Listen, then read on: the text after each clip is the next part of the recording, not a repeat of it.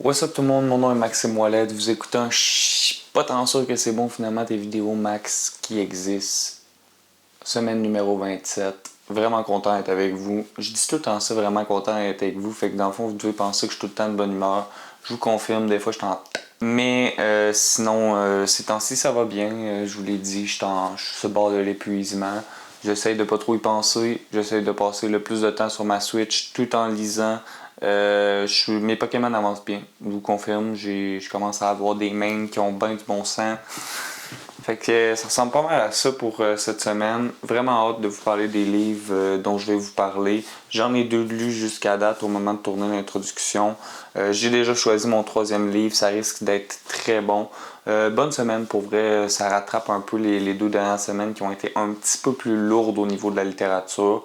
Donc peut-être que ça va me donner envie de lâcher un peu Arceus puis de continuer ce défi littéraire. Je vous en parle tout de suite après la musique d'intro qui commence live.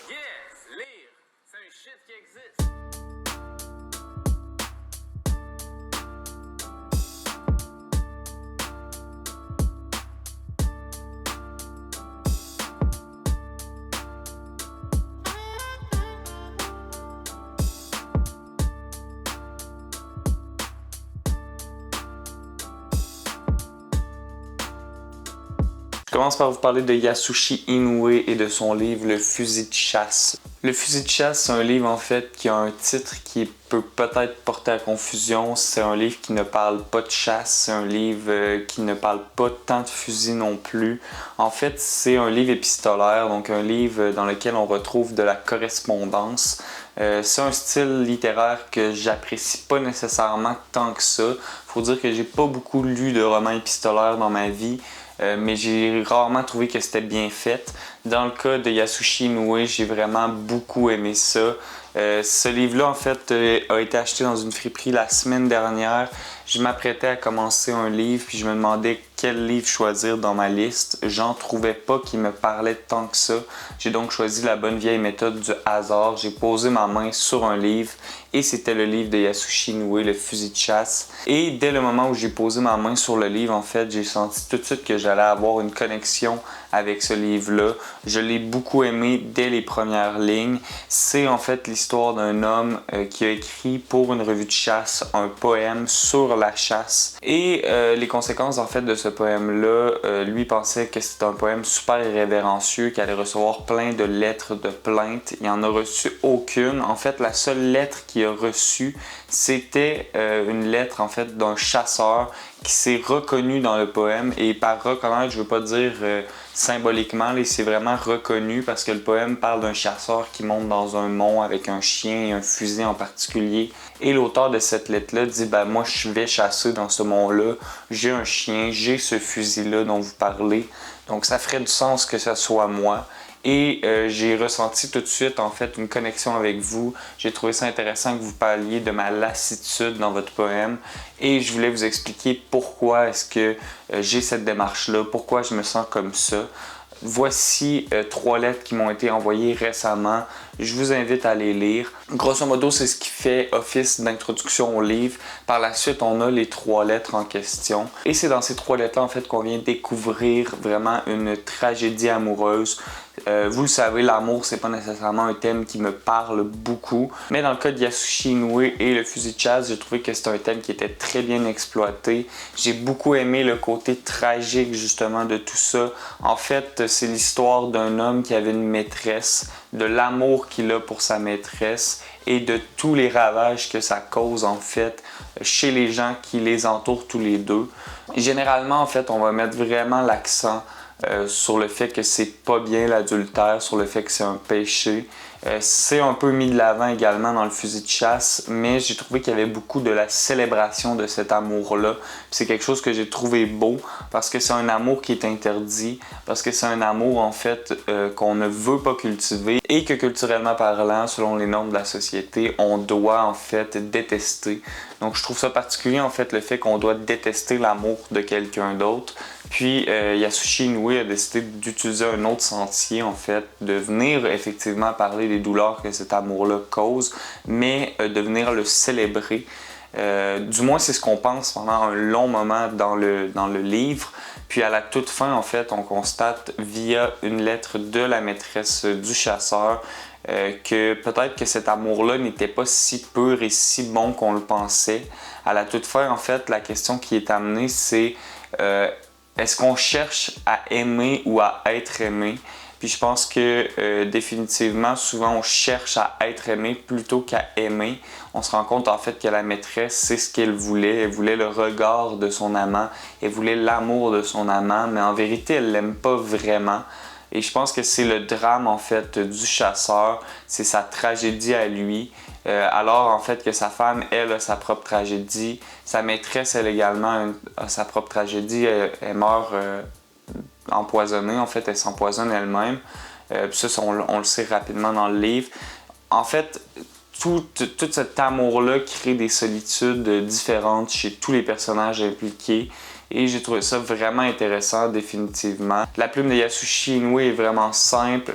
C'est dans l'économie de mots toujours, sans jamais tomber dans quelque chose de stérile. L'émotion, elle passe par les mots de Yasushi Inoue. Vraiment, j'ai beaucoup aimé le fusil de chasse. Je me prononce pas plus en profondeur sur ce livre-là. Je vous conseille d'aller le lire. Ça va peut-être être une belle initiation pour vous au roman épistolaire. Puis définitivement, en fait, ne serait-ce que pour la plume de Yasushi Inoue, je pense que ça vaut la peine. Mais on est aussi en présence d'une histoire qui est intéressante. Et en plus, c'est un style littéraire qui est un petit peu moins connu puis qui est de moins en moins exploité de nos jours. Donc, je vous conseille d'aller lire Le fusil de chasse de Yasushi Inoue. Je pense pas que vous allez le regretter, honnêtement. Je vous parle maintenant du recueil Nos photosynthèses de Gabriel Kunst. J'espère que je prononce bien son nom. Gabriel Kunst, c'est un poète, un essayiste, un traducteur, un doctorant en études littéraires.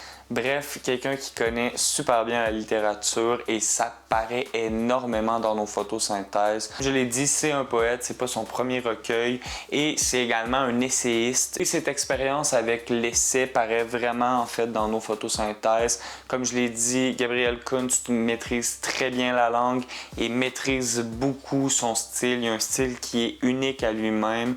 Ce que j'ai trouvé vraiment intéressant en fait avec ce recueil de poésie-là, c'est que je pense que c'est un recueil de poésie qui peut être accessible vraiment à plein de gens. C'est pas un recueil de poésie qui s'adresse seulement aux fans de poésie, définitivement pas. Ce que je veux dire par là en fait, c'est que souvent avec la poésie, c'est très heurtant pour le lecteur parce que parfois on a de la misère à trouver le fil conducteur d'un recueil de poésie.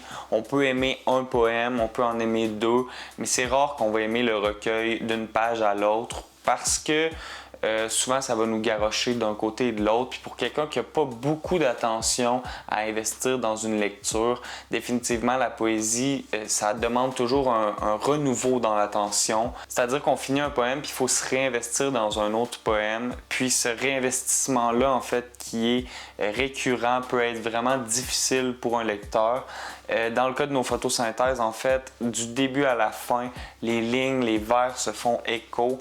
C'est divisé en 3 sections, mais c'est pas 3 poèmes, puis c'est pas 3 sections distinctes non plus. Définitivement, les 3 sections se font écho. Honnêtement, j'ai pas peur de le dire, je pense que Nos photosynthèses, c'est un de mes recueils de poésie favoris de tous les temps. J'ai vraiment beaucoup apprécié cette lecture-là. Je me l'ai clenchée, puis je me suis pas senti mal. Tu sais, je le mentionne souvent qu'avec la poésie, il faut prendre notre temps. Dans le cas de Nos photosynthèses, j'ai pas l'impression qu'il faut prendre notre temps. J'ai l'impression qu'il faut se dépêcher à lire le recueil en entier. Je vous conseille de le lire en une session parce que justement les lignes se font tellement écho. Ça serait dommage que vous perdiez des références parce que vous vous rappelez plus exactement de ce que vous avez lu il y a 2 jours de ça. Définitivement, je vous conseille Nos photosynthèses. Vous allez adorer. Le style de Gabriel Kunst est vraiment particulier. Il adore jouer avec les mots. Il y a des mots qui sont rayés, qui sont changés par d'autres. D'ailleurs, dans les prochaines secondes, prochaines minutes, vous allez avoir en fait des photos des pages avec une belle lecture en voix off, juste pour vous montrer visuellement de quoi ce recueil-là a l'air. J'ai pas de mots en fait pour vous dire à quel point je vous conseille ce recueil de poésie-là. C'est un recueil en fait qui parle du système, des différents systèmes qui existent sur Terre, que ce soit le corps, le système at large, que ce soit l'écosystème, que ce soit le système capitaliste, que ce soit la société en général. comment ces systèmes-là en fait agissent de manière interdépendante, pourquoi est-ce qu'ils courent à leur perte et potentiellement en fait comment est-ce qu'on peut interpréter dans les différents systèmes des solutions qui peuvent être appliquées à chacun d'entre eux. Et nous voilà maintenant enfin rendus au moment où je vous montre visuellement de quoi ça a l'air. Tout système peut être malade. J'ai rêvé à nos muscles et à nos cellules de suie. La maladie du système demande une solution. Soit il doit être soigné par le biais d'un assainissement de ses mécanismes, soit il doit être abattu.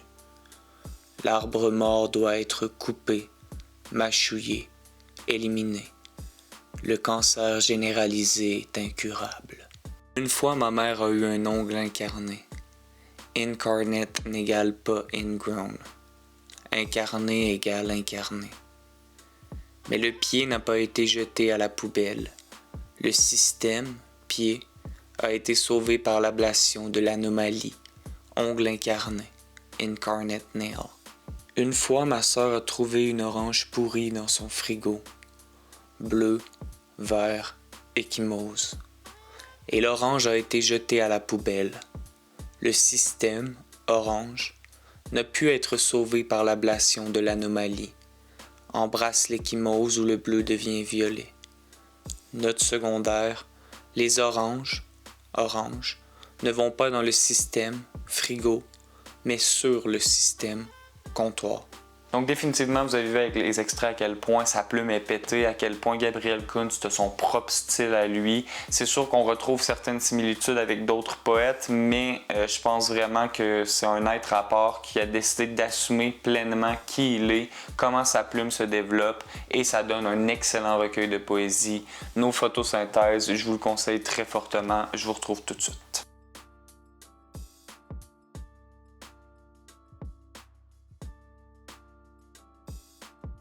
Et je termine ça en vous parlant d'Anarchet, Perdre haleine. Anarchet, j'en avais déjà parlé, je pense que c'est au tout début en fait de mon défi littéraire. J'avais lu un de ses livres qui s'appelait Amant. Amant, c'était des courtes phrases dans lesquelles elle parlait de ses relations intimes avec ses amants et amantes. J'avais beaucoup aimé ce format-là. Je trouvais que c'était une bonne façon d'initier quelqu'un à la littérature. Je trouvais par contre que ça rentrait un peu moins bien avec le contexte de mon défi littéraire parce que selon moi, c'était trop propice à me le clencher, mais en même temps, il n'y avait pas de ligne directrice. Il y avait une ligne directrice en fait, mais il n'y avait pas nécessairement un incitatif à continuer de lire parce qu'il n'y a pas de main plot ou quoi que ce soit. No pun intended là, sur le jeu de mots, mais bref, il n'y avait pas d'intrigue principale, ce qui faisait que j'avais pas nécessairement envie de le lire comme un roman, mais en même temps, le format me donnait envie de me le clencher au bout. Fait que il y avait quelque chose, en tout cas, j'avais beaucoup aimé Amant, mais il y avait quelque chose qui rentrait pas nécessairement bien dans les paramètres de mon défi littéraire. Perdre haleine, quant à lui, se trouve à être un traité, en fait, qui est une seule et même longue phrase. Donc, du début à la fin, on a une longue phrase de 26 000 mots, ce qui est encore un format qui est intéressant. Je vais revenir un peu sur ce format-là plus tard. Mais pour commencer, je vous fais un résumé de Perdre haleine. En fait, Perdre haleine, c'est un traité qui fait l'éloge de la masturbation. Donc, c'est un livre d'à peu près 130 pages qui se divise sans se diviser en 5 sections qui font écho aux 5 étapes de réponse sexuelle, soit le désir, l'excitation, le plateau, l'orgasme et la résolution. Comme je disais, c'est pas vraiment physiquement divisé parce que sinon ça casserait la phrase qui était visiblement pas désirée. Ce livre-là est accompagné de plusieurs dessins faits par Ariel Galarno. Je vous en montre quelques-uns. Ce que je trouve intéressant avec Anarchet, en fait, c'est que c'est jamais que sexuel. La sexualité, c'est un de ses thèmes centrales toujours, mais la sexualité, comme toute chose dans la vie, est politique et Anarchet ne perd jamais une occasion en fait de nous le rappeler. Donc au-delà en fait d'un livre érotique, c'est un livre en fait qui est beaucoup politique, c'est irrévérencieux. J'aime beaucoup le style d'Anarchet, j'aime sa plume, j'aime également en fait que justement elle a pas peur en fait de mentionner ses contradictions. Elle le dit elle-même en fait, elle reçoit beaucoup de messages en fait de confidence. Donc elle utilise tout ce matériel-là et elle l'ajoute dans ses traités, dans ses essais, ce qui fait en fait un style hybride. On peut dire que ça alterne entre la fiction, l'autofiction, le traité, l'essai, le discours. Donc j'adore vraiment en fait cette mixitude des genres. J'aime beaucoup également qu'Anarchet se permette d'essayer des choses, d'essayer des formats différents. Jusqu'à date, j'ai lu 2 livres d'Anarchet dans ma vie. Les 2 étaient 2 livres qui, en toute honnêteté, avaient des formes que j'avais jamais vues. La phrase auto-érotique d'Anarchet, j'aime beaucoup ce concept-là. Le fait qu'elle fasse de Perdre Haleine une longue phrase, je trouve ça vraiment intéressant. Par contre, en tant que lecteur, je l'ai déjà dit, moi je lis dans des intervalles, donc je vais lire à la job pendant mes pauses, je vais lire un peu à la maison, je lis souvent dans le bain également. C'est d'ailleurs dans le bain que ce livre-là, selon moi, c'est le mieux lu, parce que justement, puisque je lis en intervalle, je dois m'arrêter à plusieurs moments. J'aime ça avoir une référence, de savoir où est-ce que je suis rendu quand j'ouvre le livre. Puis de savoir où m'arrêter en fait, que ce soit la fin d'un paragraphe, d'une page ou d'un chapitre. Là, il n'y avait pas de paragraphe, il n'y avait pas de chapitre. Les pages, même si tu arrêtes à la fin d'une page, la phrase continue de l'autre côté. Donc, pour le manque de référence, je me perdais souvent dans le livre. Ça m'a fait relire certains passages auxquels j'avais peut-être un peu moins porté attention. Puis, ça a été quand même bénéfique à ma lecture. Ce que j'aime de ce format-là, par contre, c'est que ça fait écho justement à la masturbation, ça fait écho à cet essoufflement-là qu'on peut vivre pendant cet acte, mais ça fait également écho dans le fond à la vie d'Anarchet telle qu'elle a décrit, soit une longue séance de branlette qui n'arrête jamais. Donc ce format-là vient servir ces 2 idées-là, ce que j'ai beaucoup aimé. Je pense que c'est facile de comprendre ça. Dans cette optique-là, je suis vraiment content en fait qu'Anarchet se soit permis cette fantaisie-là.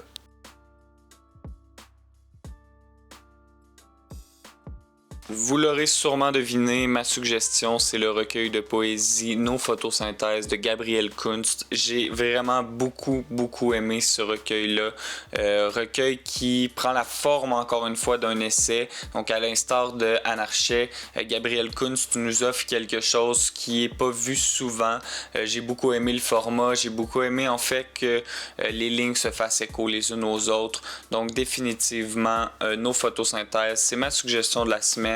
Néanmoins, je me permets quand même de vous conseiller Anarchet, Perdre Haleine et Le fusil de chasse de Yasushi Inoue. J'ai eu vraiment une semaine très plaisante au niveau de la littérature. Donc c'est avec grand plaisir dans cette optique-là que je vous conseille les 3 livres. On se revoit la semaine prochaine. J'ai une belle sélection de prévus. Merci encore une fois d'être là. Je le répète à toutes les fois, mais c'est vraiment apprécié. Continuez en fait d'écouter ces vidéos-là. Si vous le voulez, partagez-les. Vous pouvez vous abonner puis faire sonner la petite cloche. Je suis vraiment le YouTuber classique. D'habitude, ils sont un petit peu plus enthousiastes en le disant. Là. Moi, je suis au bord de l'épuisement professionnel. Fait que... Mais je le fais pour vous, par exemple. Fait que là, je travaille un peu sur votre culpabilité. Partagez. Ça va faire du bien, ça va me mettre un sourire d'en face, je vais me sentir moins épuisé. Un vrai manipulateur. Mon nom est Maxime Ouellet. Vous avez écouté un qui existe. À la prochaine. One love. Peace out. Puis, hey, je m'excuse, là, en passant, là, c'est pas vrai, là. Sentez-vous pas mal, là. Je le fais par amour, en fait. Je le fais parce que ça me tentait de lire ces livres-là. Puis le fait de faire les vidéos, en fait, c'est juste un plus. Là. C'est sûr que c'est un plus qui me prend 10 heures par semaine. Fait que ça serait le fun que ça soit récompensé à un moment donné. Mais peace out.